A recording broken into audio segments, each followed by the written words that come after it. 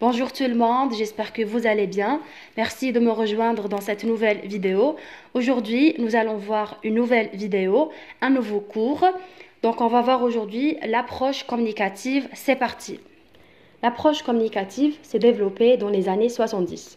Elle apparaît comme une réaction contre les méthodologies anciennes, à savoir les méthodologies audiovisuelles et audio-orales, qui se basent sur la théorie behavioriste. On considère l'apprenant comme un automate. Il apprend par cœur les structures à travers des exercices purement mécanistes.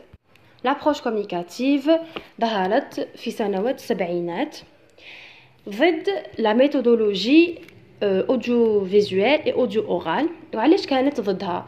parce que la méthodologie audiovisuelle audio-orale كانت تعتمد على la théorie behavioriste.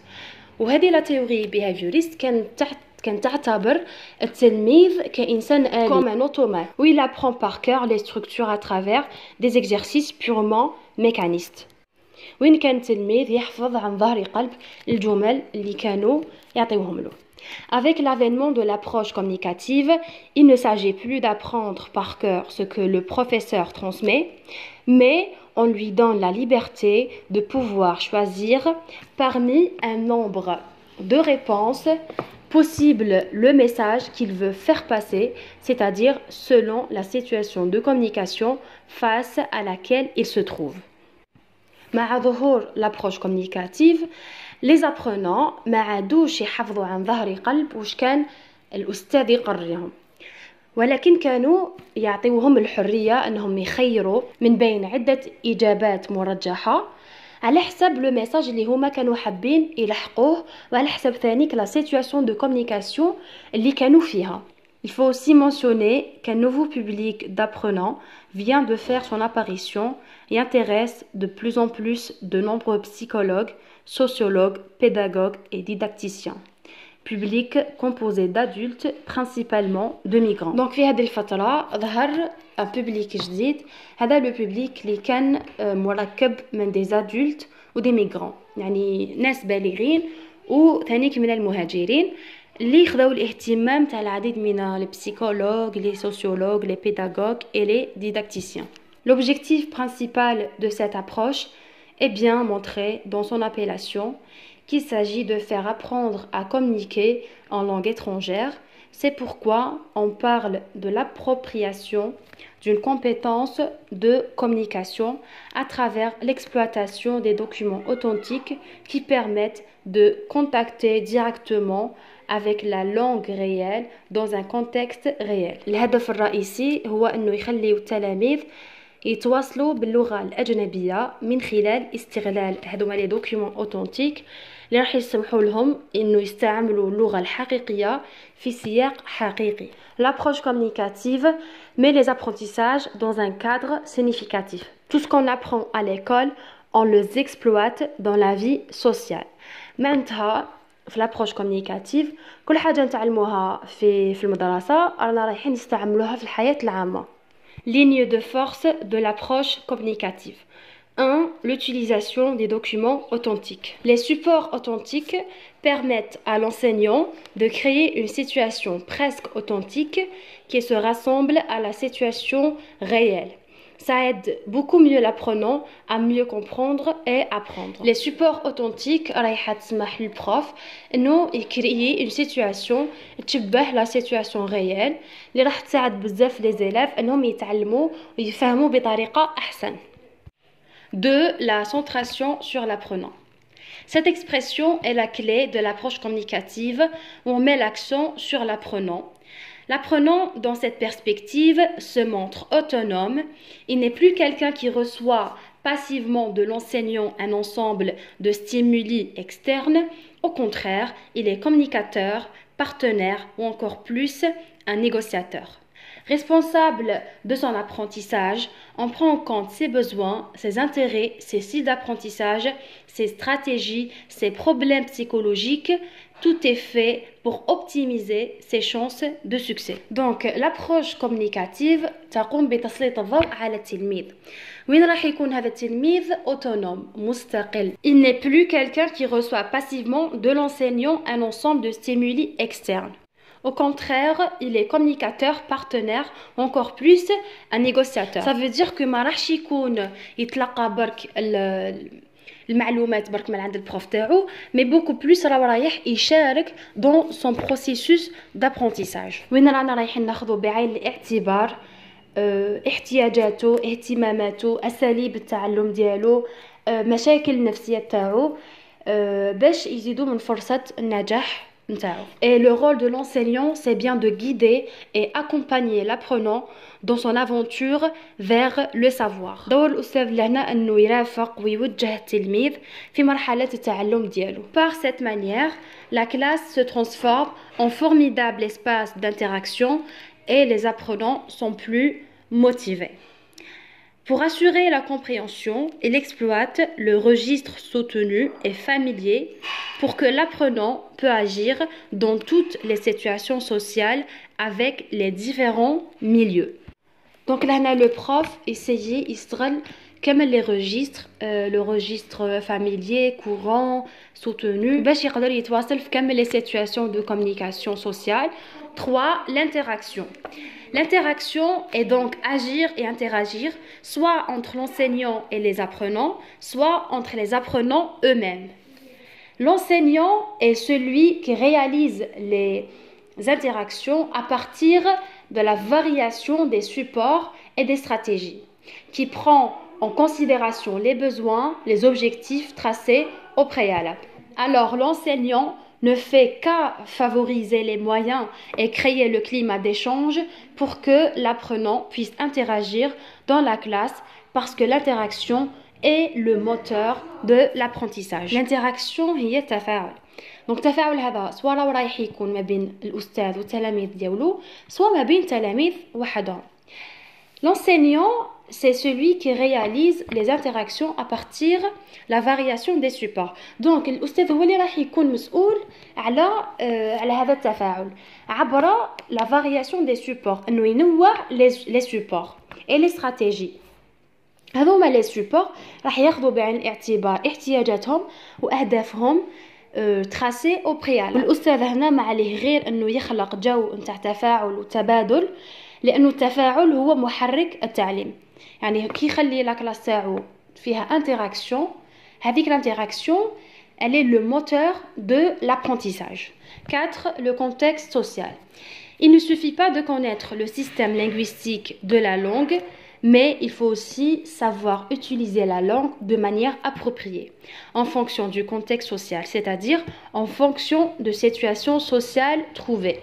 Comme nous avons déjà dit, la langue utilisée dans cette approche doit être standard, qu'on peut l'utiliser pour toutes les différentes situations rencontrées. Chaque contexte a son propre discours. Par exemple, on ne peut pas utiliser une langue administrative avec un ami. Ça veut dire que le système linguistique, ou كما يقولوا بالعربية النظام اللغوي، وحده ما يكفيش، وإنما التلميذ لازم يجيد استخدام اللغة بشكل مناسب على حساب السياق الاجتماعي اللي يكون فيه. C'est pour ça في هذه l'approche la langue اللي نستعملوها c'est une langue standard وين يقدروا les élèves يستعملوها في كامل les situations de communication rencontrées. Chaque contexte a son propre discours. كل سياق نتاع كلام عنده الخطاب الخاص به. Par exemple, ما نقدروش نهضروا une langue administrative avec un ami. ما نقدرش نهضر مع امي ديالي نهضر معاه بلغة إدارية. C'est impossible. Avec un ami, نهضر معاه une langue ou un registre familier. Les principes de l'approche communicative. 1. Dans l'approche communicative, les 4 habiletés peuvent être développées puisque tout dépend des besoins langagiers des apprenants. L'approche communicative, on vise à l'indiviser les 4 habiletés. Expression écrite, expression orale, production écrite, production orale. En fonction, ou là, tout dépend des besoins langagiers des apprenants. À l'ahsab الاحتياجات نتاع التلاميذ. 2. Il ne suffit pas de connaître les règles grammaticales de la langue étrangère pour communiquer. Il faudrait en plus connaître les règles d'emploi de cette langue. Quelle forme linguistique employer dans telle ou telle situation avec telle ou telle personne. Donc, كما قلنا المقبل pour apprendre une langue, il ne suffit pas de connaître les règles grammaticales. Le fait que نتعلموا لغة هذه العفسة ما تقتصرش غير على القواعد، وإنما لازم اللاف يعرف ويقتاش يستعمل هذه اللغة وشنو هما الحالات اللي يستعملها فيهم ومع من. 3. Selon l'approche communicative, apprendre une langue ne consisterait pas à créer des habitudes, des réflexes, comme le croyaient les behavioristes. C'est pourquoi les exercices structuraux ont été critiqués car ils provoquaient une certaine lassitude chez les élèves et le professeur. Donc selon l'approche communicative, le fait que nous avons une langue, ماشي نتعلموا عادات ولا آليات ولا des automatismes ولا des réflexes. كما كانوا يخموا les behavioristes. C'est pourquoi les exercices structuraux, que déjà فهمتكم واش معناتها les exercices structuraux dans une vidéo précédente, les exercices structuraux ont été critiqués. يعني كانوا ينتقدوا بزاف هذوما les exercices structuraux. وعلاش؟ parce que ils provoquaient une certaine lassitude. كانوا يprovoquaient une certaine lassitude. 4. L'enseignant devient ainsi un conseiller guide. On ne le considère plus comme une autorité savante. مثلا الأستاذ لهنايا راهو genre يوجه تلاميذ où il essaie d'orienter ses élèves وما ولاوش يعتبروه comme une autorité savante. 5. L'enseignant doit recourir à des documents appelés authentiques. 6. On utilise en classe de préférence la langue étrangère, mais il est possible d'utiliser la langue maternelle et la traduction. يعني de préférence انه نستعملوا اللغه الاجنبيه في القسم، ولكن même si يستعملوا اللغه الام ولا الترجمه c'est pas grave. 7. Les erreurs font partie du processus d'apprentissage. Ils considèrent l'erreur comme un élément naturel lorsque l'on apprend permettra souvent d'aider à progresser. Donc selon l'approche communicative راهم يعتبروا الخطأ حاجة بزاف عادية وحاجة ناتورال طبيعية وراح تساعد التلميذ انه il se progresse mieux. 8. Retour à un enseignement plus systématique de la grammaire, du lexique et de la correction phonétique. معناتها عاودوا ولاو للتعليم وين يكون فيه القواعد المفردات تصحيح النطق. دونك هذوما كامل يخدموهم مع بعض. 9. Enseignement de la langue dans sa dimension culturelle et sociale.